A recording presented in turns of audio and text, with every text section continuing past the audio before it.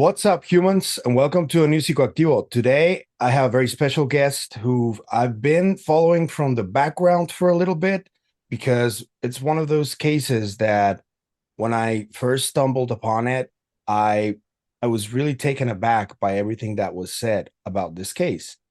And this person has been investigating this case, and I want to know more details about it.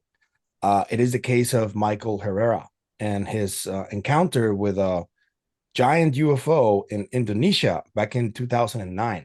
Thank you all for being here. What I'm about to tell you hasn't been something that I've disclosed until recently in the help of Dr. Greer, among other people. In 2009, my unit, which was most degraded infantry battalion in the entire Marine Corps, which was 2nd Battalion, 5th Marines, was called in to do humanitarian assistance operations out in the Philippines, which was Operation Ketsana. When we got to this high point, I was taking video camera, and I had actually turned to the north, which just kind of slopes down. And right there was something that stuck out like a sore thumb. It's always going to be basically imprisoned in my mind for the rest of my life, and it has been for 14 years, was something that was rotating, and it was transitioning between colors like a light matte gray. You can see that the craft here actually was roughly about 300 feet. And the reason why I know this is because you could fit 3 of the helicopters that we flew in on underneath this craft. We were then intercepted by a team of soldiers or rogue military force, if you will. They had no insignias on, they had no ranks, they had nothing that would signify who they were. At that time, there was 4 of these trucks, which were F-350s. They were up-armored, they were pretty beefy.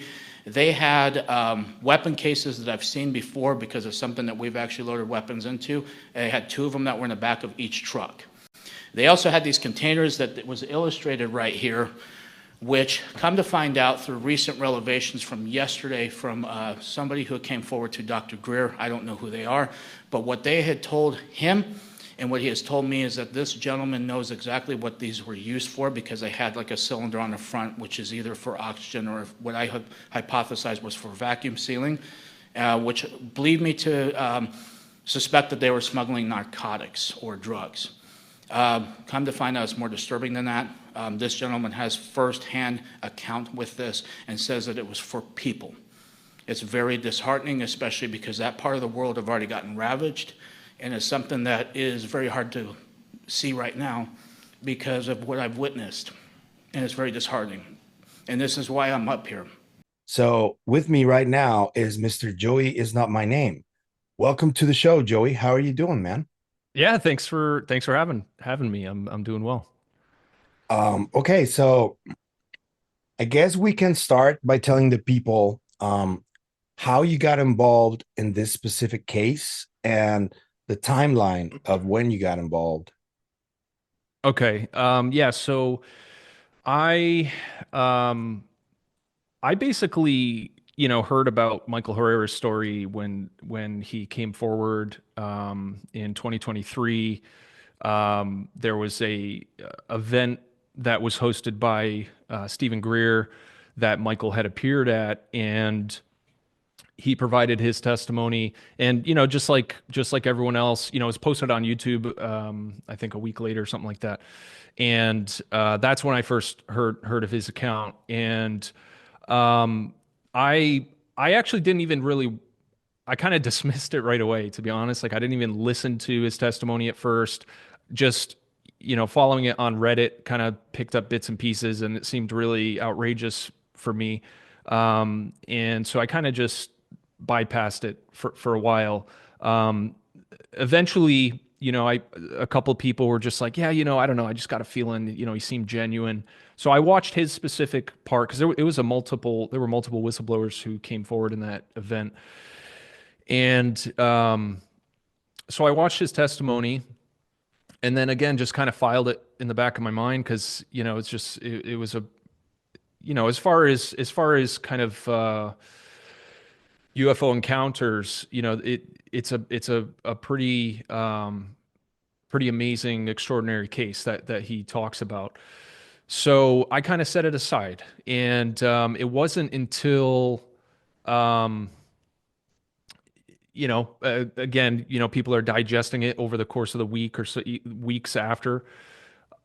people really started to turn on him. And it was kind of pretty immediate. People were dismissing Michael. And, the thing that kind of struck a chord with me, or struck a nerve, I should say, is the reasoning that they were dismissing it were things that I felt were somewhat inconsequential, or not strong enough Such as? proof. So, for instance, one of the big things is part of Michael's testimony. He says that they didn't have radios while they were on this mission. And, people jumped all over that, saying that, there's no case where any military operation would occur in which that the people on the ground wouldn't have comms, wouldn't have communications. And while, that certainly could be the case, could be the protocol, that's the intention, but unless you were there, like, no one knows, there could be all sorts of reasons why they didn't have radios. It could have been intentional, it could have been negligence, it could have been any number of reasons. And so I just felt, I was like really irritated that was kind of the thing that people clung to, because it's like, Yeah. we're about to consider a story about a 300-foot anti-gravity craft, yet the thing you find totally unbelievable is they didn't have radios. So I just found that absurd, and Yeah. another one was that was people were like, oh, they would never have rifles on a humanitarian mission, because Michael, a part of his story is that they were armed while they were, deployed on this humanitarian mission. And a lot of people said, like, there's no way, there's no reason they would be armed. That's ridiculous. They're here to help people. Why would they be armed? And I have since been able to find proof of, a number of different humanitarian response missions where there are, photographs of people, Marines and other military folks who are armed with rifles and everything else. And not only that, there's photographic evidence of this particular operation where some of the Marines had rifles. So that just really stirred me up, and I kind of had an epiphany, because Michael's story is incredibly unique in the sense that, because it was a military operation, and specifically a humanitarian military operation, that meant that there would be a ton of data, or reports, documents. Being humanitarian, there would be a lot of journalism reports, photojournalists, video, all that sort of stuff. So I was like, we were in this era where, the whistleblower protections had just been signed into law not too long prior by President Biden. And, I was kind of like offended that, like, out of everybody, in the world, we've got the UFO community who is throwing these whistleblowers under the bus when, as soon as they come forward with their testimony. And it's like, if we're not willing to give them a chance and really vet their stories to the best that we can, like, how are we going to expect any other whistleblower to be motivated to want to come forward and, tell their story and feel like they're not going to just be completely dismissed and ridiculed? So I spent a few hours kind of just digging through what I could find on the operation that happened. It was an earthquake that happened in Indonesia in 2009, and Michael talks about kind of the periphery circumstances on how he ended up getting there, and I ended up finding. So the USS Denver was the ship Michael was on. It was diverted from the fleet down to respond and provide primarily labor. So they would fly Marines into the airport that was local in that area. Tabing Airport's called something different now. And they would help just with logistics. You could imagine a lot of supplies being flown in from different organizations and governments, and so they need help literally just picking up boxes, moving them around, getting them on, to where they need to be. And so that was one of the tasks. The other kind of key thing was delivering those supplies to landing zones, or LZs. And so the USS Denver had a number of CH-53E Super Stallion heavy lift helicopters, and those were key um, because this earthquake triggered a ton of really devastating landslides. So there were a lot of remote villages that got cut off from, traditional means of delivery. They couldn't put supplies on a truck and bring it down the road to deliver to these people. So they used these helicopters in particular to deliver to those remote areas. And so I had found all of this information, and I did a post on Reddit to honestly, and it was both directions too. Like I just wanted to demonstrate that instead of grabbing onto a weak reason to dismiss someone, try to find something more concrete. One thing that stuck out to me with Michael's testimony is he said the USS Denver was the only ship that got diverted from the fleet. And I was like, oh, that's convenient. That seems kind of weird or whatever. But sure enough, I found out that that was true. But I was thinking, like, well, if I can find documentation that shows that it wasn't the only one to be diverted, or it wasn't diverted, then I could show the community, like, guys, look, this is how you debunk or dismiss someone, is by finding, good, concrete, Yeah. definitive conflicts of their testimony. But in fact, I found the opposite. I was able to corroborate so much of the details that he described about the operation. Now, obviously, we don't really care about the operation. We care about the UFO and all that stuff that he claims. Those are the extraordinary claims. And obviously, I didn't find anything to support that. But you have to start somewhere. You start with the basics. Was he a Marine? Was he there, in 2009? Did he actually go to Indonesia? There was some doubt about that kind of stuff. And so you start there, and you just, you go down this path. And so ultimately, I was, excited to see that, is from an initial standpoint, I was able to corroborate a lot of his testimony, and I made a Reddit post about it.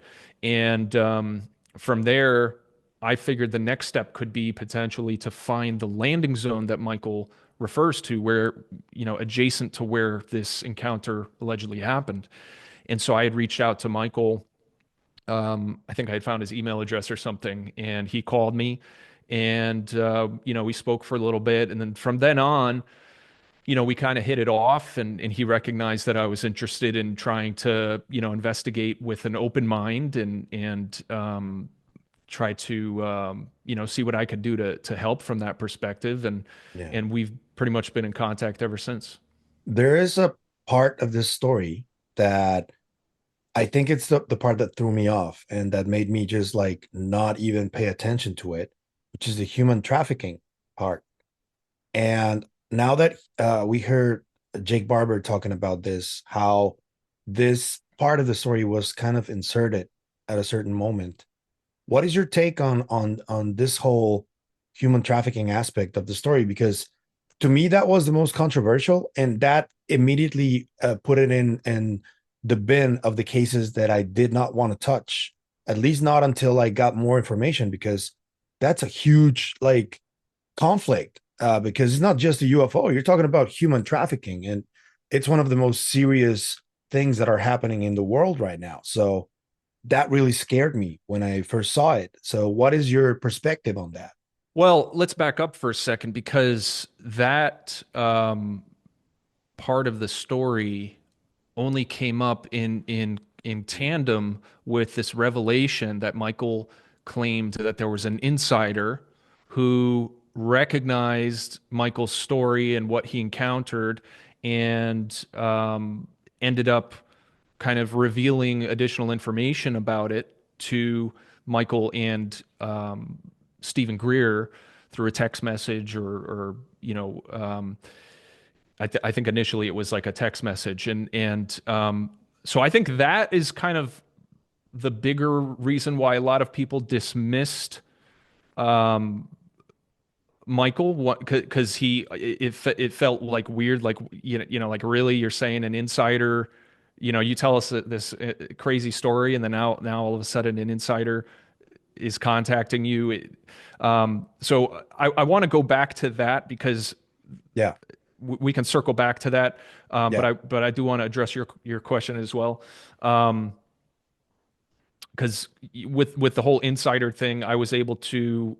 It's kind of the biggest thing for me is I was able to prove that Michael wasn't lying about that. At least part of what he was claiming with that insider, which we ended up finding out is Jake Barber.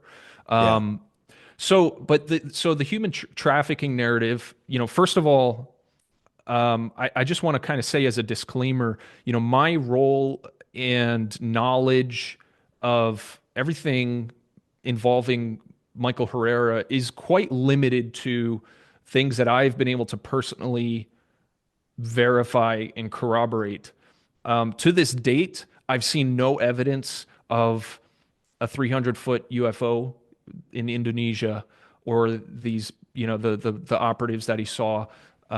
Just like, and none of us have seen evidence of the claims that Jake Barber is saying, Yeah. with the psionic angle that he's presenting. I feel like we're just at the precipice of being able to see that stuff. So my comments on the human trafficking thing are going to be from the perspective of speculation and based upon the kind of story that's been presented. So when Michael first came forward, he revealed that his initial thoughts in 2009, when he was seeing what was happening, he saw some containers that had some sort of HVAC unit or cylinders or something on the front of the container, and they were being towed by trucks onto this platform, or which was essentially part of the craft that he saw. So in that moment, his impression was drug trafficking or some sort of smuggling, in that sense. Now, when Michael came forward publicly, um, well, I should say when Michael came forward at Stephen Greer's event, it was a Yeah. multi-day event. So think of it as a conference. The day prior to the video that we see on YouTube, Michael had provided his testimony, sort of to like a private room, a private showing or whatever. And Jake Barber was in that room. So that was the first time Jake had heard Michael's testimony. And when he heard, what Michael had thought was drug trafficking, he tried to clarify that no, it's actually people are in the containers, and that kind of got misconstrued into human trafficking in the sense of sex trade, slavery, that sort of thing, which I can't really blame anyone for thinking that, considering that these containers are essentially shipping. They look like shipping containers from the outside. It's not like it's some, party tour bus where, Yeah. Yeah. people are, comfortable. So, I mean, I would probably have jumped to that conclusion as well. And so, and Jake describes, essentially, so essentially that initial revelation that there were humans in containers got misconstrued as a very kind of evil human trafficking type of situation. What Jake says is the reality is the people who were in the containers were not there against their will. They were recruited, to be, to work in this program, that Jake talks about. Now, I still kind of have a lot of mixed feelings about the whole thing because it certainly seems at the very least a level of exploitation. Even if you're not holding people at gunpoint and saying, get in these containers, if you're arriving there at a time of desperation where their house just fell down from an earthquake, and you're saying, hey, sign on the dotted line and you can come with us and we'll give you Yeah. housing and security and all this stuff. I mean, surely there's, some kind of exploitation in that sense. So I think there are still definitely a lot of questions that need to be answered with that. And it's I wouldn't be surprised if some of that's being explored kind of not in the public sphere, in order to, kind of get to the bottom of that. But I do think that, eventually Jake is definitely going to have to kind of explain a little bit more about that angle and how exactly that works, because the other thing that I find confusing is Jake Barber talks about talks about this manuscript that he had published. It's called Sentinels of Ether. Yeah. He had only published a small portion of it. Michael at the time had given me a copy to publish on Reddit, and it describes kind of a pretty horrible situation of not to get too far into the storyline, but at one point there are people in containers, and the door opens up, and the story kind of describes these people as being all shooken up and distressed and all the stuff.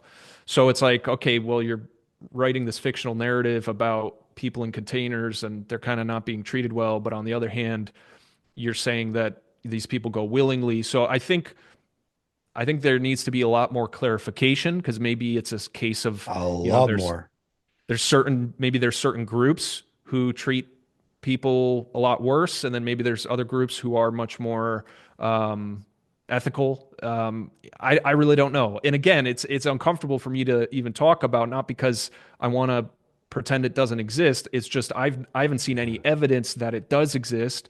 And so, I don't want to convey the wrong idea that I'm just, believing this whole narrative. It could be something completely different. We don't know yet. And I don't Yeah. know yet. And I think that speaks a lot about you, though, because something that was clear to me from the first time I started reading you, especially on Twitter, is that you're also very skeptical of a lot of what Mike even is saying, and some of the things that some of your exchanges, I noticed that you're like, yeah, but I need to see something tangible so I can just believe you. But the fact that you were willing to help him because you felt like he was in need of help, that speaks a lot about you. So kudos there, man. I want to just clarify, yesterday Jake Barber spoke to Jesse Michaels in more detail about that stuff, and I'm gonna tell you what happened. I don't know if you've seen it yet. I'm like I'm 2 out of 3 hours into that one. So Oh, okay, cool. yeah, So yeah. I got he, through the part where he's talking about Michael and everything. And yeah. So yeah, where he mentioned another podcaster, like a really famous one, and he uh, insinuated that he was the one who like kind of planted that evil narrative. yeah, And I want to ask you about that though, because in this UFO community, there's a lot of back and forth with people complaining about the threat narrative and right. people going all the way to love and light, and this is going to be all positive and all that. What is your take on that though? Yeah. So Assuming that this is real though, because my initial it's a very sensitive topic, certainly, and I know that there are sort of adjacent conversations regarding human trafficking that could very easily be thought to have been related to what this operation was about. And again, I don't know if I would really criticize anybody who jumped to that conclusion, because from my perspective, the way and again, I wasn't there, so maybe there was more in-depth conversation about it. My understanding was that there was literally like a text message that was kind of covertly, because if you remember, or if you recognize, during that event that Stephen Greer had hosted, Jake was very much still undercover, and his identity was not known by anyone there, except for Greer. From my perspective, he was very much, still undercover.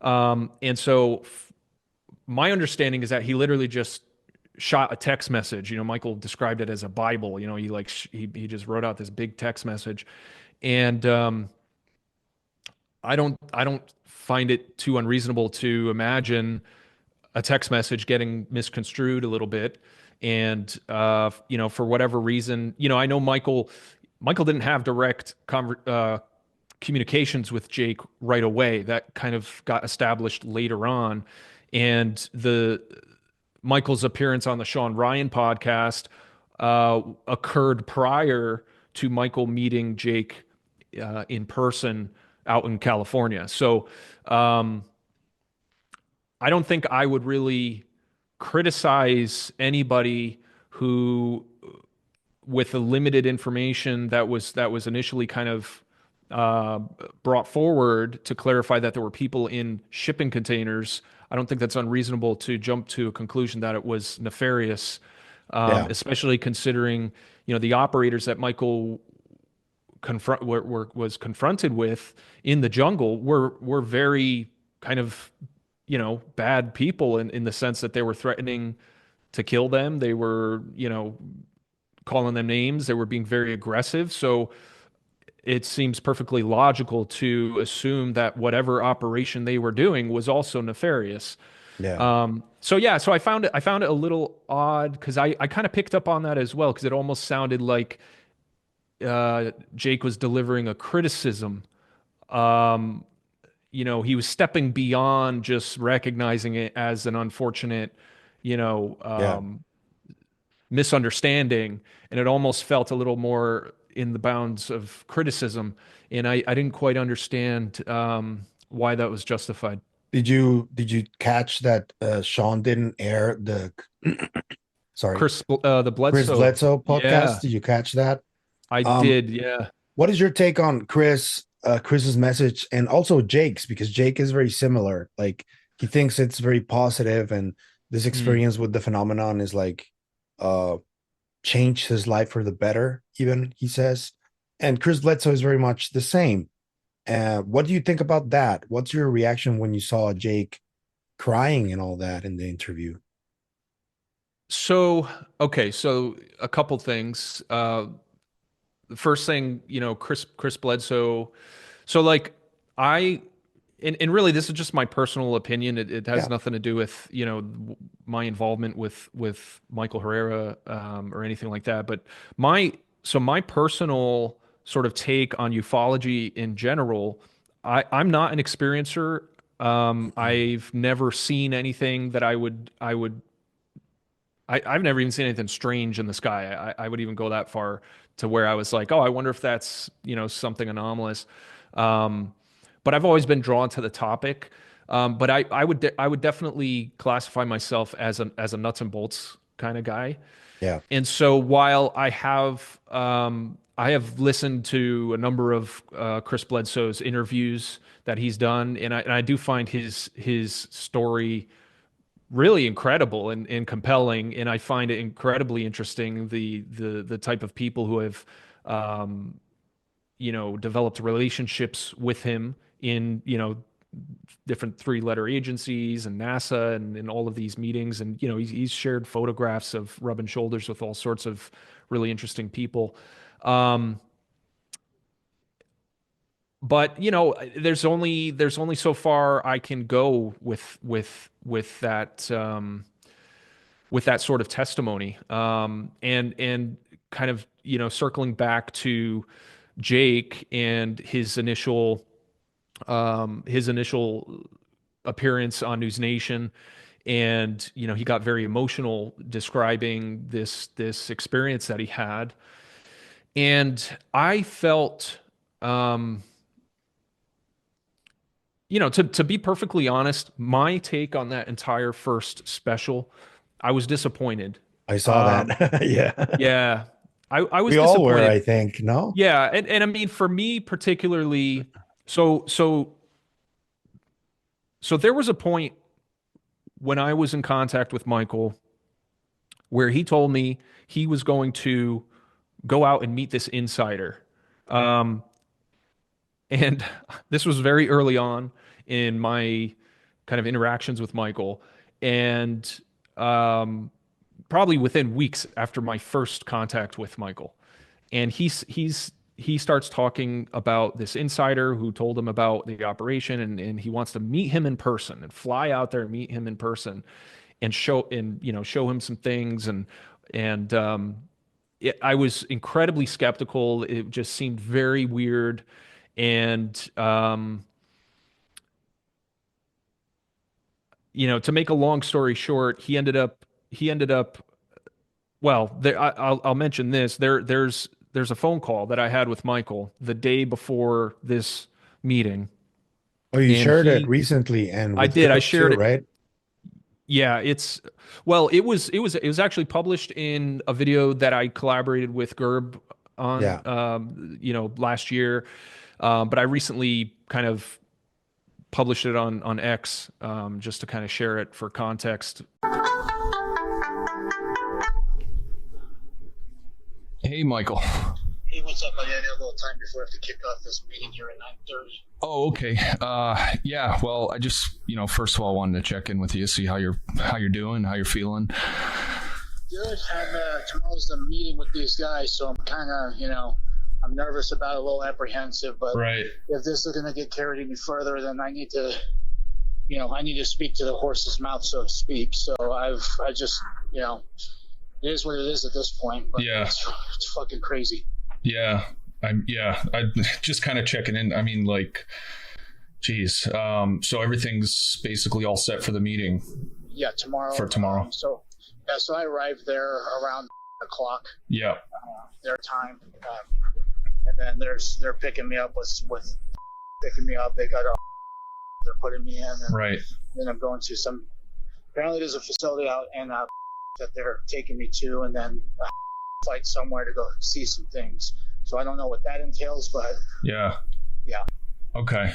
And then you're gonna touch base with me afterwards at some point. Yeah. Okay. All right, Michael. Well, be safe, my friend, and look forward to touching base with you when you get back.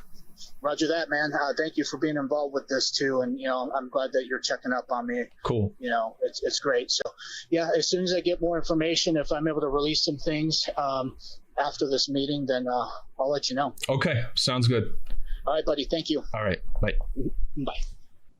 And he tells me the day, the time, the date, the location, where this meeting was going to initiate, and all that. And so I was in a very good position to verify, these details. He goes out there, and he comes back. We establish communication again. He starts telling me this story about, the guy. Now, keep in mind, I didn't know Jake's name at the time. Kind of just referred to him as the insider. He did have there was kind of like a cover name that we referred to him as. But Michael recalls, being in his office, and he says that, Jake says to Michael, "Are you a Glock guy or a 1911 guy?"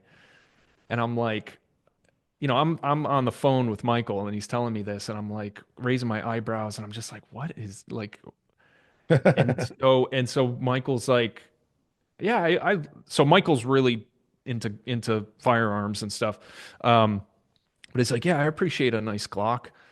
And so Jake turns around, opens up a cabinet, pulls out a Glock, turns around to Michael, puts it on the table in front of him, and he tells Michael, go ahead, chamber around, and you can keep it on you however you want. If you want to keep it in your hand, put it in your waist, whatever you want to do. I want you to be comfortable, and I want you to know that none of us are armed. You're the only one here that's armed.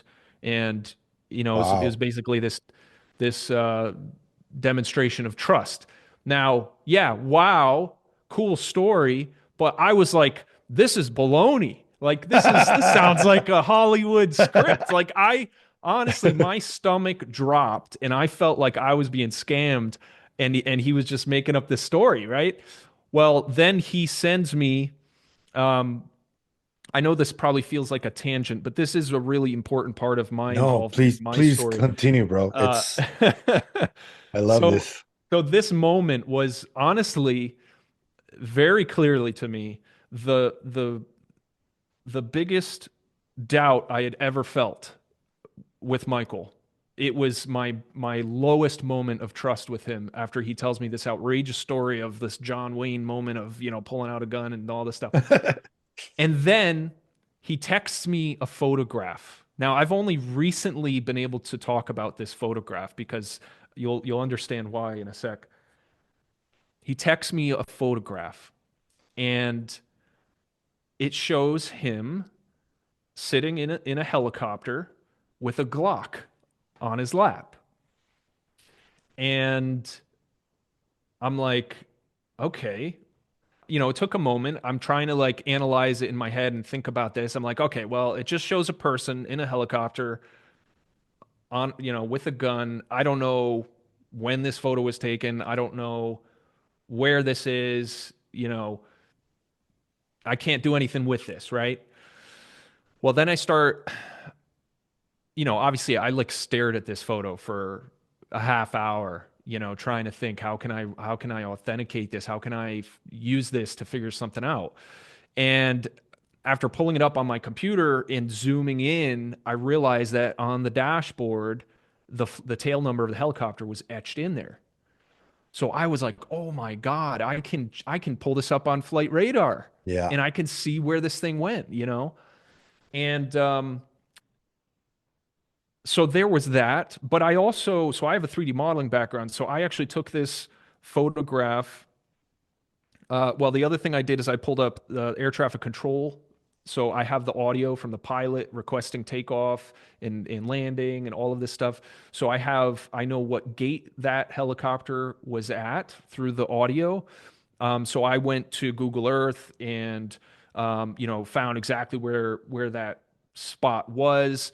I recreated in 3D 3D software the image and pulled up the buildings that you could see in the background, so I could see exactly where this thing was sitting and was able to authenticate it. I also did a shadow analysis based on the shadows that were being cast by the sun at the supposed time where this photograph was taken, and I could line that up in my software of like where the sun was at this time and see how those shadows would be cast. I actually found a 3D model of that exact helicopter and brought it in, and like the shadows, I felt I was confidently within like an hour or so of corroborating the time of when the photo was taken.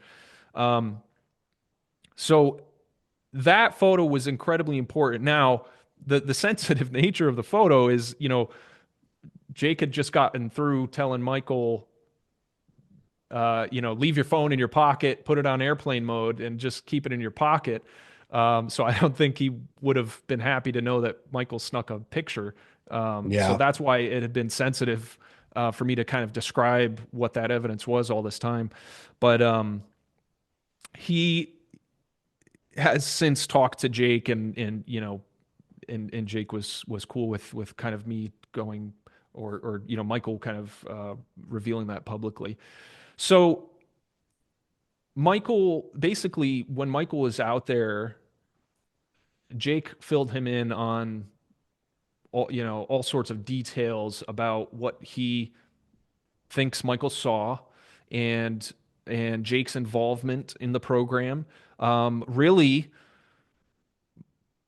everything that we're now learning about Jake, especially in Jesse's latest video, are things that he told Michael way back when, and it's going to be interesting for folks to go back and kind of listen to Michael's testimony and kind of revealing some of the things that the insider told him, and you'll be like, oh, okay, I can see how Michael's interpreting that and how that's he said this a long time ago.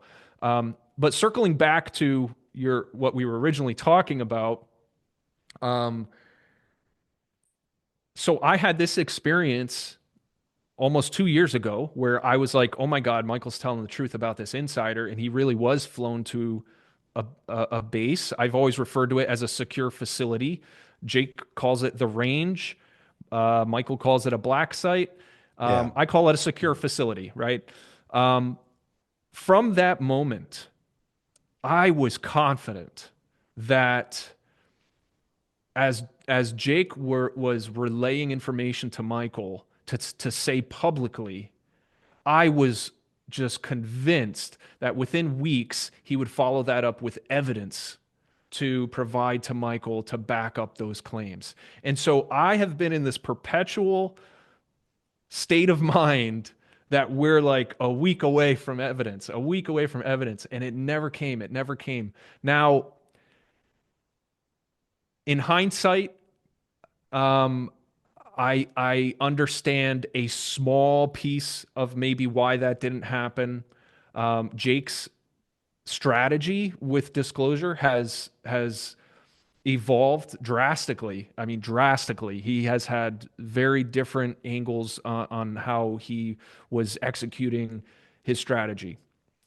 So, in hindsight, I have kind of just accepted that, whatever, the time wasn't right. He wasn't in a place where he could present evidence publicly like that. So now, circling back to your original question here, um, the special that he did, I was disappointed in the video footage that was presented because it was alluded to that it would be definitive evidence. Yep. And to me, when I see that, egg retrieval, which, for clarity, wasn't allegedly anything to do with even anything Jake had ever done. It was sourced from someone else, right? Yep. We don't even know that that object had the ability to fly. Never mind, because it's literally being hung by a rope, being carried by a helicopter. There's nothing about that proves to us definitively that that object has the ability to fly. So for someone to suggest that it's definitive proof that it's an NHI craft is pretty absurd. So yeah, so I've been in this perpetual place of like wanting solid evidence that we could just anchor to. And I wish that was the angle they had gone with the initial presentation of Jake and his team. With Jake getting into the experiential side of things and introducing psionics. I feel like that would have been received in a much more positive way if they had first presented something that was clear, unambiguous. It could be simple, even if it's simple. It doesn't have to be not mind-blowing, but just something, some sort of video evidence that we could have really unanimously felt like, okay, this is profound. This proves that there are, non-human craft, or at the very least, craft that demonstrate one of the five observables, something like that. I feel like if they had started that first special just with something that we could anchor to and then follow up after that, once that, let that publish that, let it go viral for 3 days, let it hit mainstream media, and get the world's attention, and then follow it up with the psionic stuff, in the stuff that it feels like Jake is trying to message as that being the more important story here. But if that story falls on deaf ears because they're doubting the basics, it doesn't seem like your objective is being met. So I'm in a state right now of slight confusion. The pace, the rapid pace of the content that's being published, I'm a little surprised at. I mean, the past week we had daily videos from all of these credible people. The Jesse Michaels thing, and that's 3 hours long. So it's really hard to keep up. I'm barely keeping up. I've got a life and work and everything else and family, Yeah. and it's hard to keep up. So I feel like I'm currently in this state of confusion where I'm not fully understanding the strategy. Um, and then Skywatcher, they're publishing their kind of self-produced video and content. And so I'm just kind of at a place where I still want that evidence. Like I still just want that evidence, and that's what they're promising. We didn't see that in the first Skywatcher video, but that's ultimately what I personally need to be able to you know kind of take that next step with the more experiential side that I have no experience with. I see two like avenues here and two fights, you could say. One of them is, and this channel is called Psicoactivo. I started talking first about consciousness and about these abilities because that is, to me, the only proof that I have that something anomalous is real because I've had experiences. But I do understand that the nuts and bolts crowd would be taken aback by this. Um, and then there's also this um, difference between the people that have either seen something personally and those that haven't. And that is also very important because unless you have actually experienced or seen something with your own eyes, trying to take that leap and believe in this stuff is almost impossible at this point, especially with all the misinformation that has been taking place for so many decades. So I completely understand where that like initial gut reaction from people. I saw your first tweet right after the first special. In my opinion, I think that the egg shouldn't even been shown in the first place. If they had just started with the Jake Barber interview first and then continued with the others and not even shown the egg, honestly, I think that would have had a very different initial impact because for me, that first Jake Barber interview, the full one, that was really interesting. And to me, it was compelling because I do know that psi abilities do exist. But I completely understand. I am trying to navigate this and trying to be empathetic towards people that don't um, really like to even talk about this stuff, especially the psi and abductions, because Colonel Blitch talked about abductions on the first week, and I'm like, Yeah. you're going there really this fast? Holy shit, man. Yeah. That was I was like, dude, that's a bit much for me because I don't have experience with abductions. So I feel the same way as you do, with all the rest, the other stuff. I just wanted to just acknowledge I completely get it. And I also want to see evidence, obviously. I mean, I want to see a craft from a close distance. Right. But also there's this like narrative control thing taking place. One of the reasons that I think Jake took so much to come out is one that he was trying to go to Congress and he was being either ignored or like they were asking him for help. That's what he said. Yeah, yeah. But I know exactly also, what he's talking about there. I yeah, while that was unfolding, I was aware of that unfolding can you back give us a when. little more insight into that? What you heard and what you know? Well, basically what he said was the person that he's referring to was literally asking for physical help, like security. He was Is this being a harassed. congressperson? Um, I think he refers to him as a Senate Intelligence Committee Okay. person. Yeah. Okay.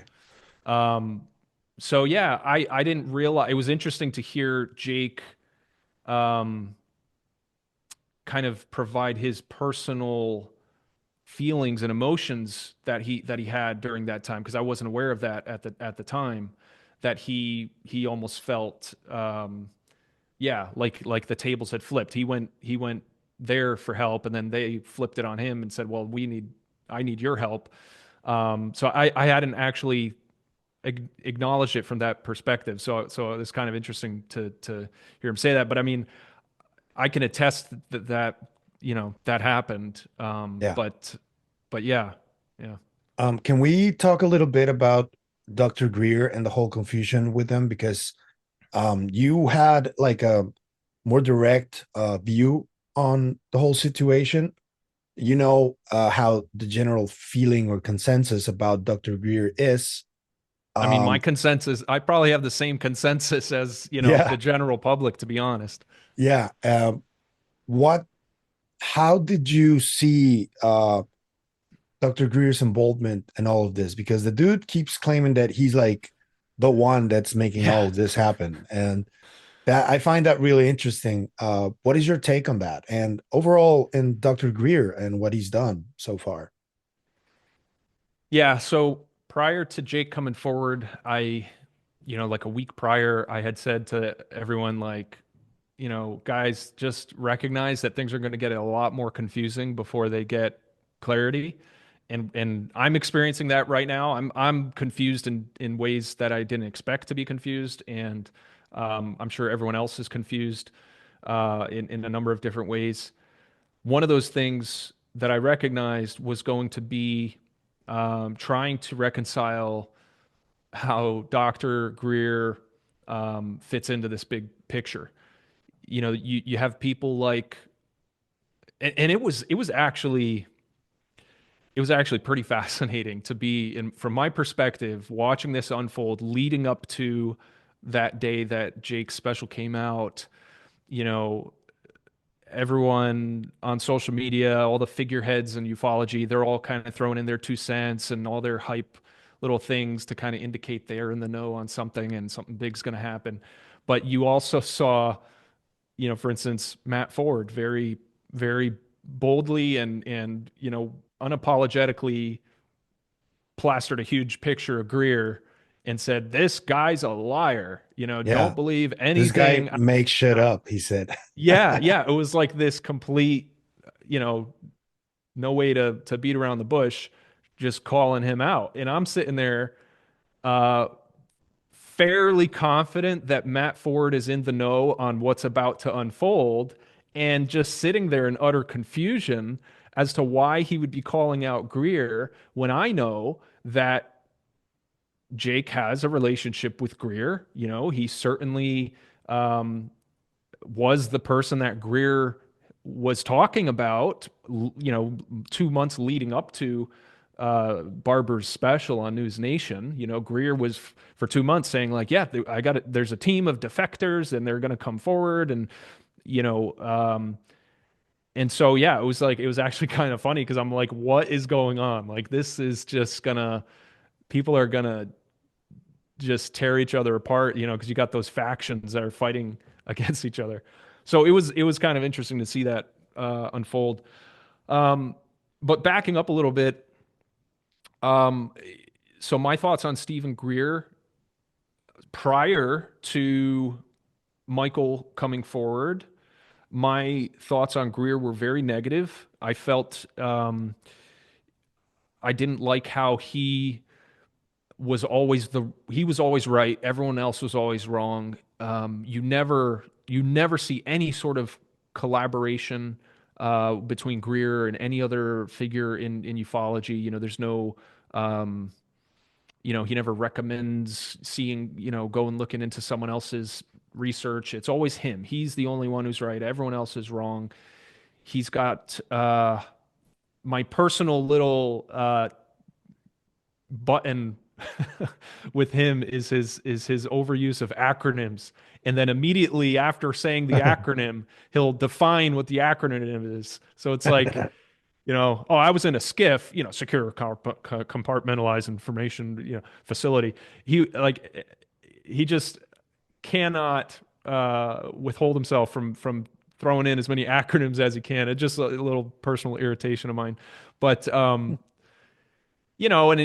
he pretty much every conversation he has to mention that he was offered $2 billion to shut up, and he denied it. He has to mention that he was, a doctor who left the field in order to do this noble work, and So that always rubbed me the wrong way. And a lot of his claims, a lot of the things that a lot of the information that he provides and states, it's so matter of factly. He doesn't offer any sort of context as to how he gained the information a lot of times, and it's just kind of he just, oh yeah, this is, oh yeah, that Tic Tac that David Fravor saw, that's ours, that's Lockheed Martin's. He just states it matter of factly and doesn't offer any sort of guidance for anyone who might want to try to research it and understand how that conclusion was made or whatever. Um, so that was kind of my stance, and honestly, a lot of the things I just said are still accurate in my view Yeah. of Greer. However, I've also recognized that there have been certain things that have unfolded over the past couple years that I had knowledge of, loose knowledge of happening. And then, a few weeks later, I stumble across Greer talking on a podcast or something, and he's describing the situation that I already have knowledge of. And it's a very, it's a very interesting um, perspective to be in because all of the little exaggerations and the mischaracterizations and just that all those natural things that he tends to do immediately jump out when you actually know kind of the real story of how it happened. And that kind of helped me realize that, like, there's a lot of things that he says that are true. It's just the forming of the narrative and the characterization of it and the exaggerations and everything else make it nearly impossible to decipher what is the core message that has truth to it and what is an exaggeration or maybe a small lie or something else. So his relationship with Jake, as we just heard on Jesse's interview with Jake revealed that his objective with forming a relationship with Greer was to basically go undercover and find whistleblowers and get them arrested. Now, Yeah. I don't think Greer knew that, No. and he may very well be finding that out for the first time if he listens to Jesse's interview. I don't know. And I Maybe think maybe he stuff was like aware. that is what makes Greer point the finger and say, "This is a disinformation agent. This is a disinformation agent." Yeah, and Stuff I'm like afraid that. of that. I'm definitely afraid of that because um, I think anyone could see that Greer is feeling hurt that Jake didn't decide to kind of go through him, quote unquote, as a whistleblower. Because I think, and like I said earlier, Jake's strategy for all of this has taken a number of different forms. You had the Sentinels of Ether, that was kind of a very kind of safe sort of effort to kind of poke and prod and kind of learn information about who knows what in the black program and Department of Defense. Um, then there was Greer and trying to figure out who are legit whistleblowers, who aren't.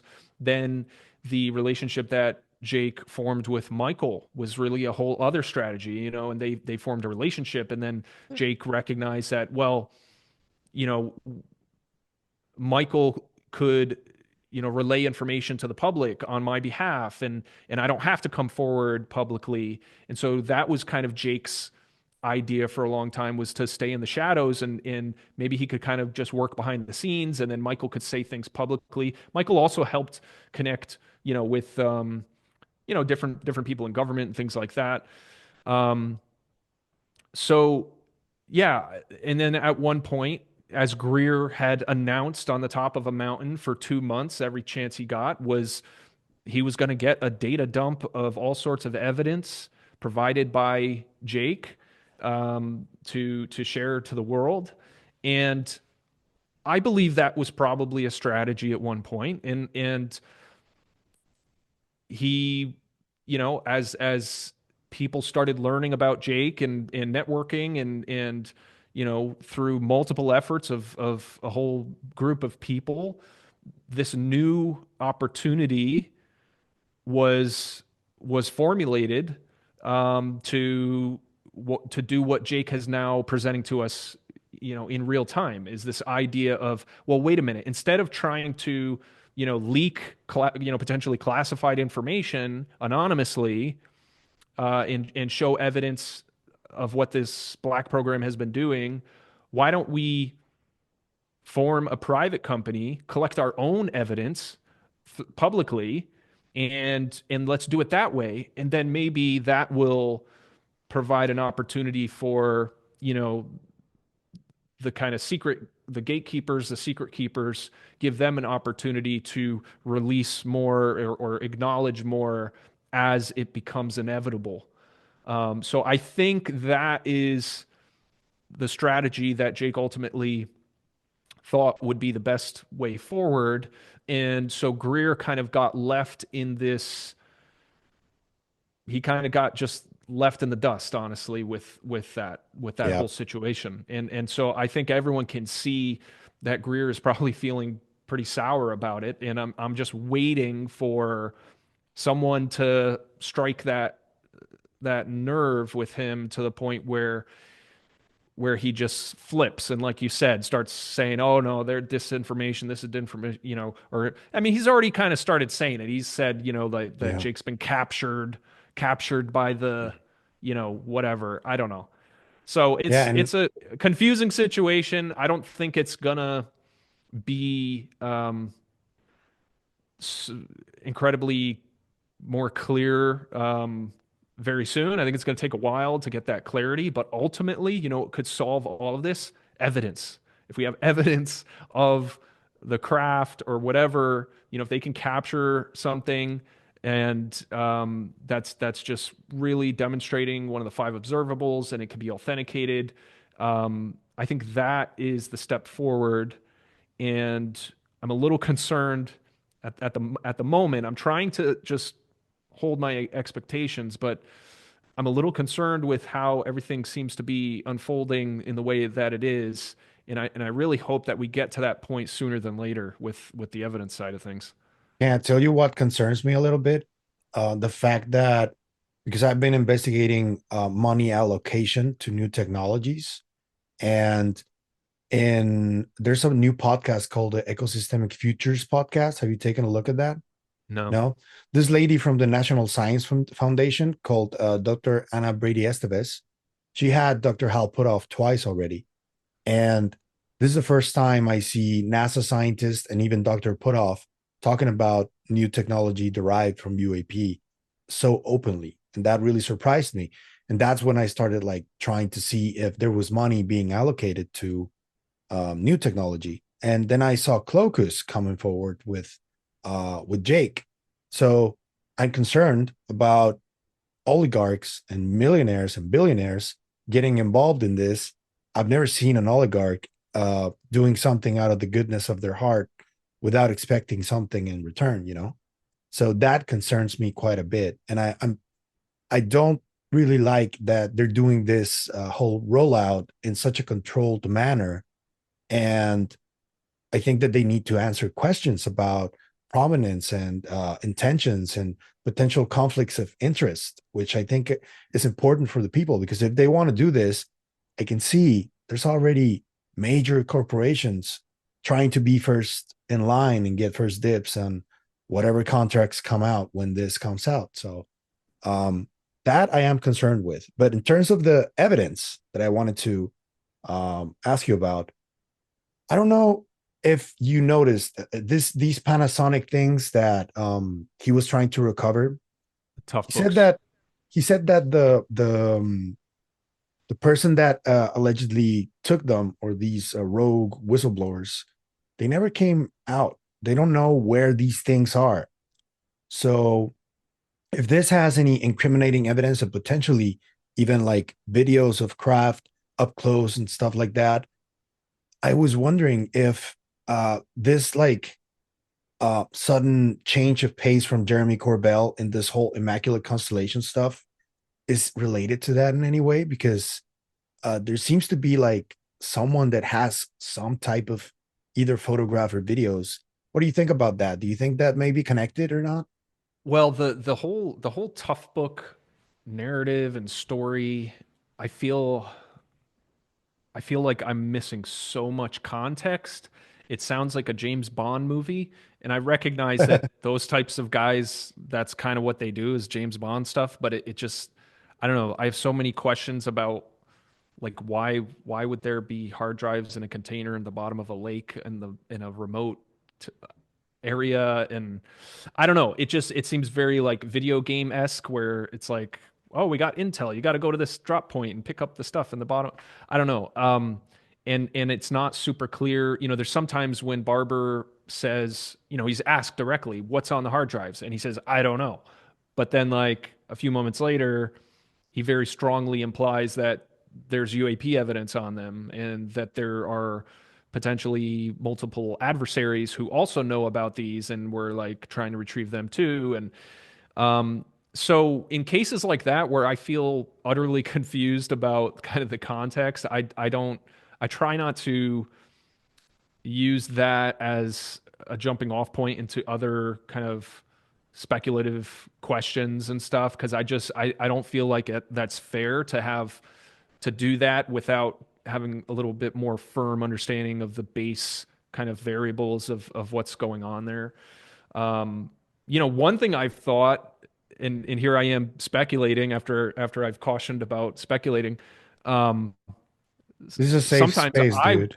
yeah, Don't worry sometimes about it. I wonder if the egg video that we saw in the initial special, I wonder if Jake knows exactly what that's from, and perhaps that was broadcast as a message to the secret keepers in order to demonstrate that, oh my God, he has that video, which means he has this, and this as well. So maybe that footage is from some sort of known operation that has a bunch of other incriminating things. Yeah. So I've thought about that. Like, what if that was, they knew darn well that that wasn't going to convince anybody that it's an NHI craft, but they knew that the right people who saw that would be scared to know that they You got know their who hands said on that this? footage. This exact thing you're saying? Matthew Pines. On the next Really? day. Yeah. Oh, okay. So we're thinking the same thing. Yeah. Yeah. Yeah. It makes Because sense though. it does. It makes a lot more sense. Um, I think Jake has demonstrated, I mean, at least to myself, he seems to be a strategist and kind of know what this isn't all kind of just happenstance unfolding randomly.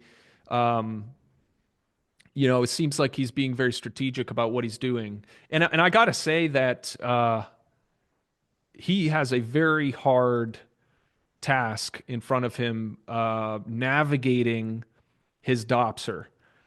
You know, there's things that I'll say there are things that I believe based off of just being kind of involved and in the loop behind the scenes for the past about 2 years.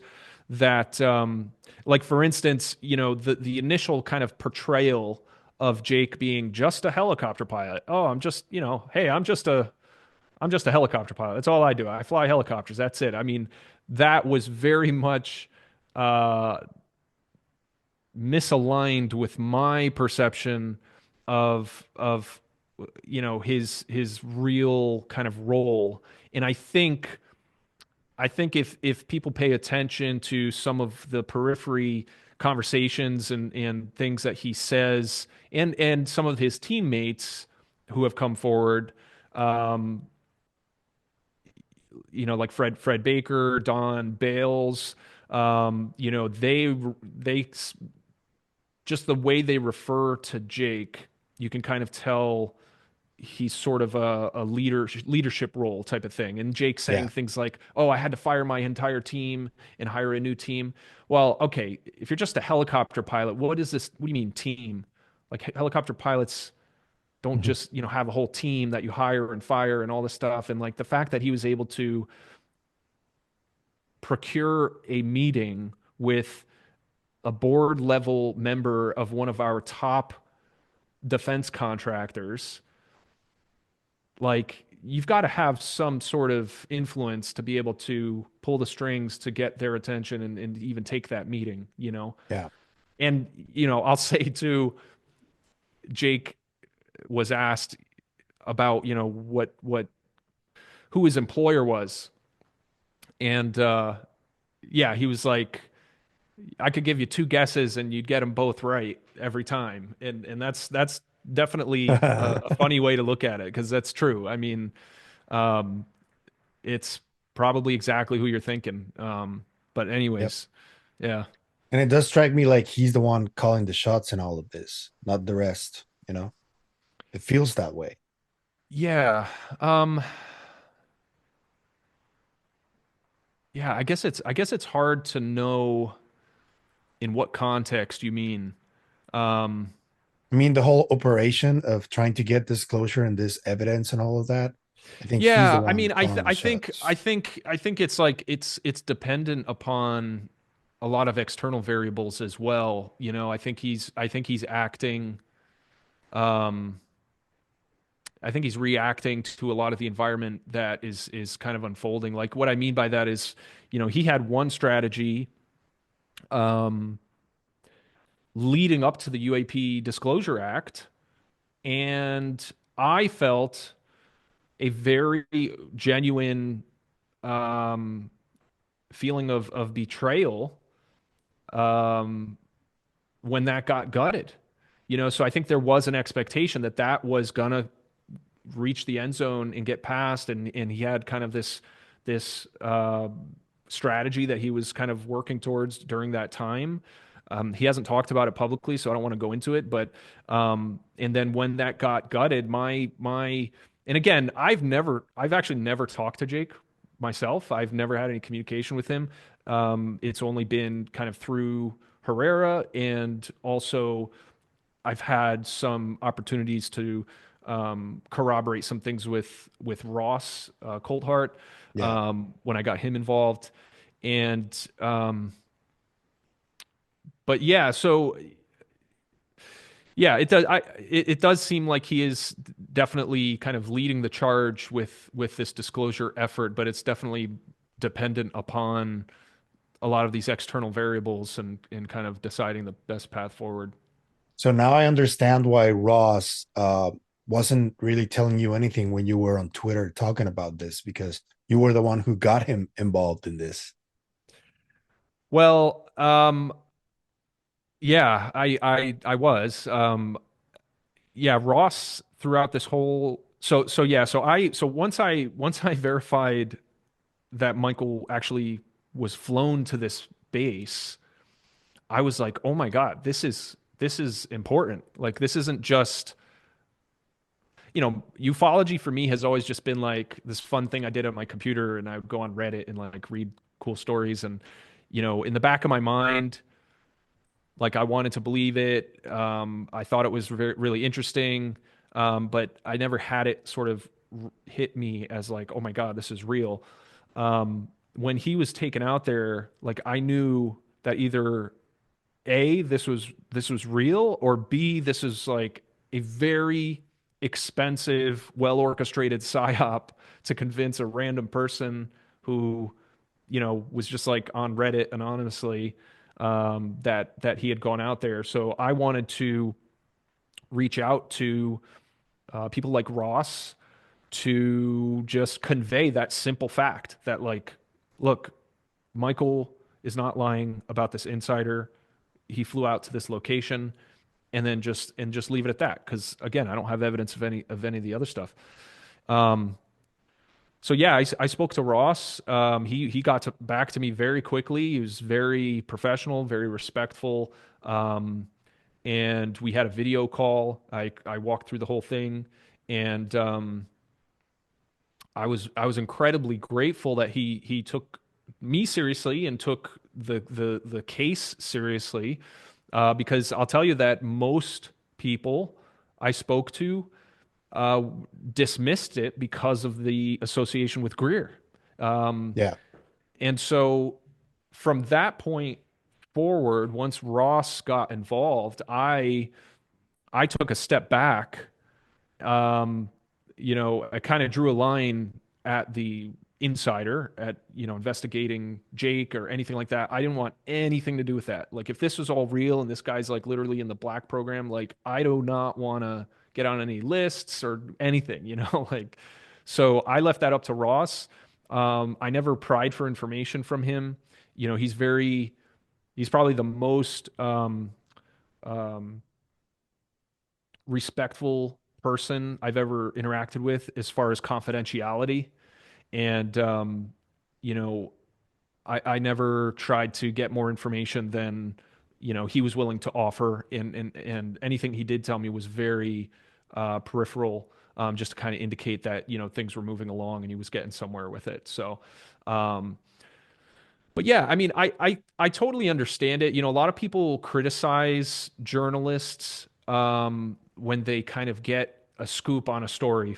For instance, like they say, like, why wouldn't you just, you know, release the information right away? If you learn that someone's whatever got some evidence about UFOs, like why wouldn't you just release it? Why does it take months and months and months and you can't say it and you can't talk about it, whatever?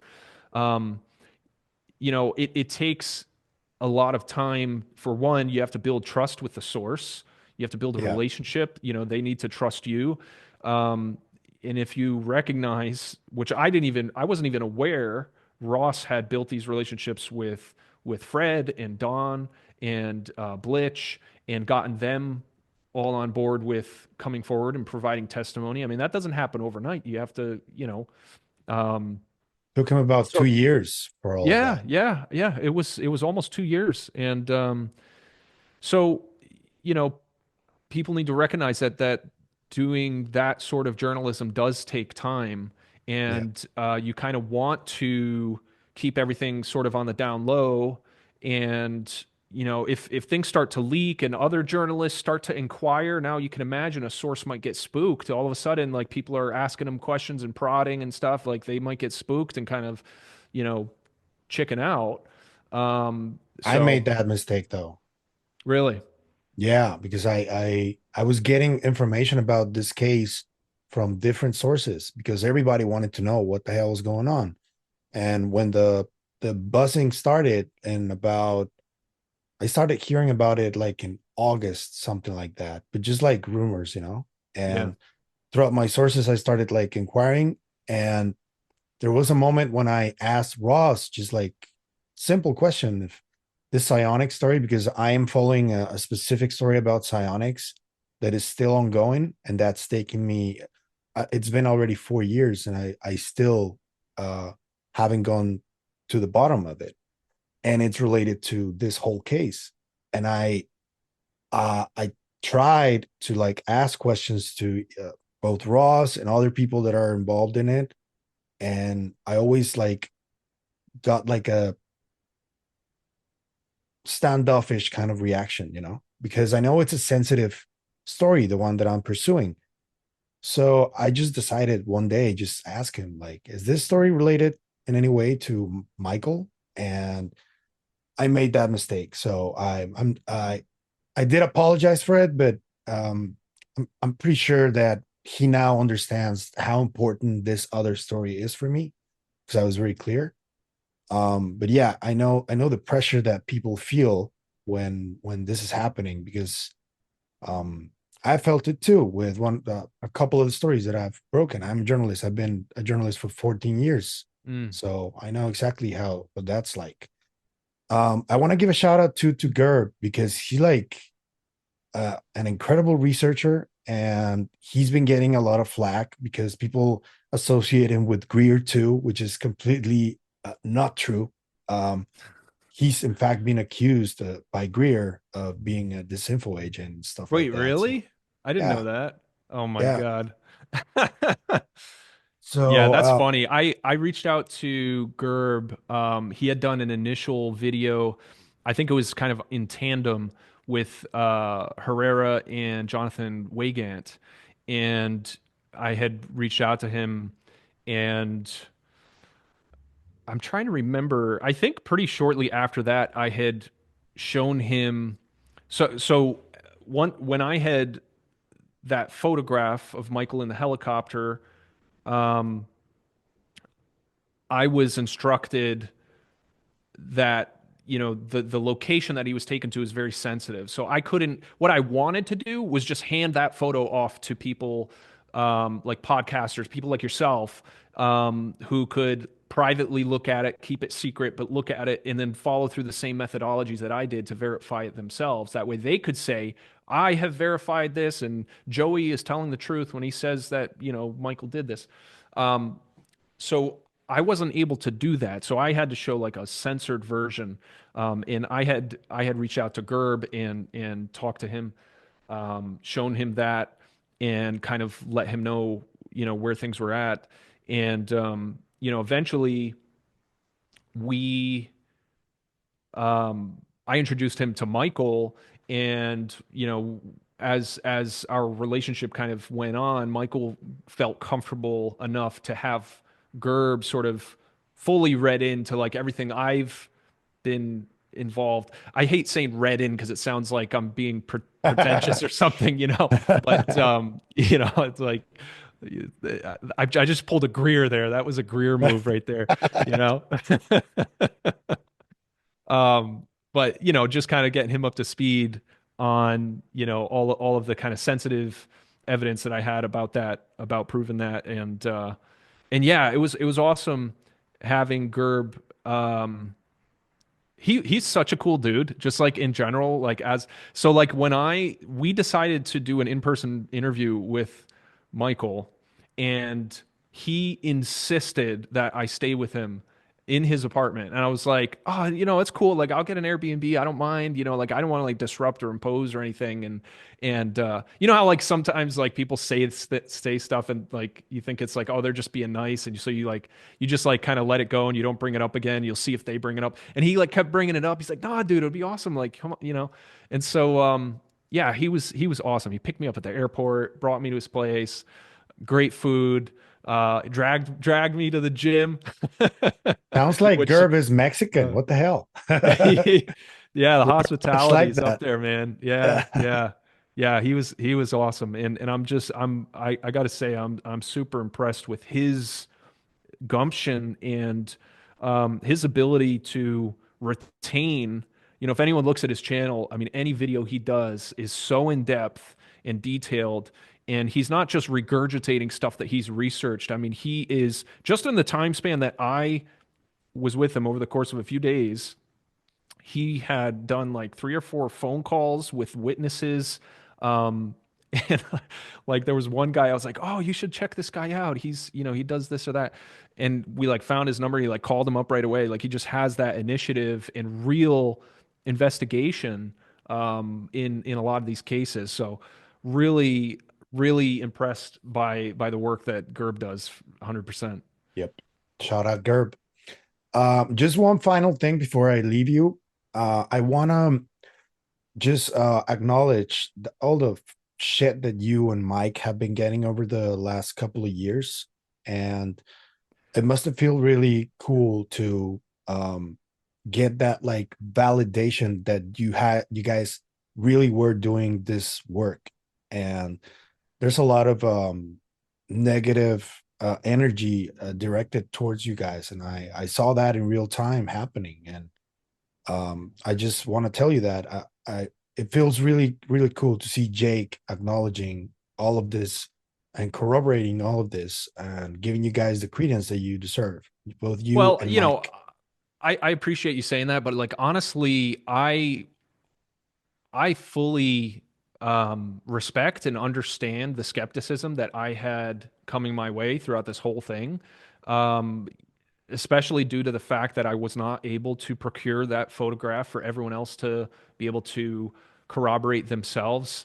Um, I knew that was going to happen, and I made the decision to just put myself out there and kind of stand up for that one kind of aspect that Michael wasn't lying about the insider in flying out there.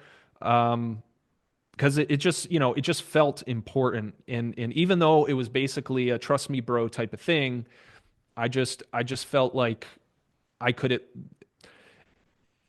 it was something that yeah, I don't know. I just felt it was important. And I really don't have any, like, this definitely isn't like a I told you so thing. Like, I'll never seriously tell someone like I told you so, because any logical person would have had a very reasonable reason to doubt me Yeah, and Michael. And just a reminder, we still don't have solid evidence yeah, that of the extraordinary claims that are being made. So, yeah. But that yeah, doesn't I really justify don't have any ill feeling. that. I mean, unless someone was just being totally That doesn't disrespectful. justify Yeah. insult and disrespect, man. Well, that was, you're That's what always I going to have mean. people like that, though. That's what I'm talking about. So I really like that Jake corroborated Yeah. pretty much everything you guys have been doing. So I think the uh, coolest thing that I just learned in the Jesse Michaels interview is Jake basically saying he was at that press club that event was a great to moment. act as a person to find whistleblowers and basically get them arrested, right? But it was the moment that he saw Michael stand up there and provide his testimony that struck a chord with him, Yeah, and he just it was he says that that was the moment that he said, you know what, this is bullshit. Like, we need to do the right thing. He didn't want to leave Michael standing there, stranded with everyone doubting him. um I was like, are you kidding me? Like, if Michael wasn't there that day, we could potentially be in a situation, an alternate timeline, where Jake Barber had gotten a bunch of like whistleblowers arrested and like more yeah. cover up. And I And mean, he realized how alone Michael was at that moment, man. That yeah, that that yeah, was the moment for me that he felt protective of Michael yeah, as a yeah, fellow military man. So yeah, it's beautiful. yeah. So And I mean, it provides a little more insight and context into why he kind of developed that relationship with Michael. Because I think that's always been a big question. Like, why would an insider bring a random Marine out to a base or whatever? And so learning how profound that moment was, I mean, that was a turning point. That was a real turning point for yeah. Jake and his team. Um, so yeah, I thought that was so cool. I sent that to Mike right away. I was like, dude, are you kidding me? Like, check this out. So Yeah, that was beautiful. yeah. Okay, so you want to let people how if they want to engage with you or collaborate with you in any way, how they can find you the best way. Yeah, I mean, these days I guess I'm on X most often, but I also have, you can find me on Reddit. I honestly am not like, I've never intended to be like a ufologist or like like, I'm not going to be like launching a YouTube channel off of this or anything. Like, I kind of got mixed up in this unintentionally, and you know, I'm happy at this point, I think, to see, like, my objective all along has literally just been to try to get people to take this seriously and investigate it. And now that Jake is coming forward and corroborating Michael and obviously revealing all of his stuff, I think that is inevitably happening right before our eyes. So, I'm probably going to be kind of taking a step back at this point, and I'll definitely be kind of following everything, but I'm not going to be like, I don't see myself like digging into other investigations and stuff like that. But yeah, if you want to, give me a shout out and chat about, I still feel responsible to answer any questions about my involvement in the Herrera story and all of that. So I'm certainly willing to discuss that with anyone on Yeah. X or, Reddit. And we're still waiting for that evidence, Yeah. which hopefully it will come soon. I want to thank you for your time, Joey, and let's hope that we get that evidence soon. But thank you for everything you've done so far and for being professional, man, because you behaved very professionally, and that's very commendable. Thank you, man. Cool. Yeah, thank you. I appreciate you having me. All right, man. Take care and take care, people. I'll see you guys in the next one. Bye, Joey. See ya.